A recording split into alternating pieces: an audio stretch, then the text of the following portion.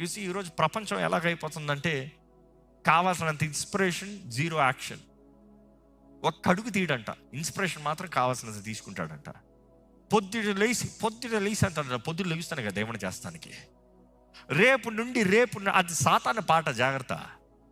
రేపు నీది కాదు. ఈ రోజు నీకు అవ్వబడిన అవకాశం, ఈ తరుణము, ఇప్పుడు అవ్వబడిన సమయం, నీకు అవ్వబడిన తరుణము, నీకు అవ్వబడిన దీవెన. The grace is this hour that you have. ఇదే అనుకూలమైన సమయము, ఇదే రక్షణ దినము. ఈ సమయమే నీ చేతుల్లో ఉంది. This is the hour, this is the moment that you have. నువ్వు ఇప్పుడు చేసే నిర్ణయాన్ని బట్టి, ఇప్పుడు చేసే పనిని బట్టి నీ బ్రతుకుంది. ఈరోజు మిమ్మల్ని ప్రభు నామంలో వేడుకుంటున్నాను, సమయాన్ని వ్యర్థపరచకండి. Learn, discipline your self.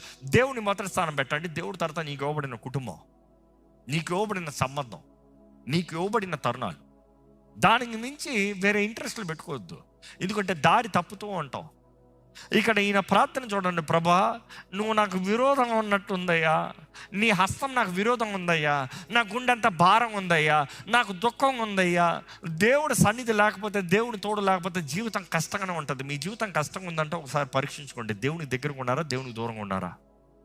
ఎందుకంటే దేవుని సన్నిధిలో తగ్గించుకుంటున్నామన్న వారిని దేవునితో సమాధాన పడాలి. లేకపోతే కేవలం ఉపవాసం ఉంటున్న ప్రయోజనం లేదు.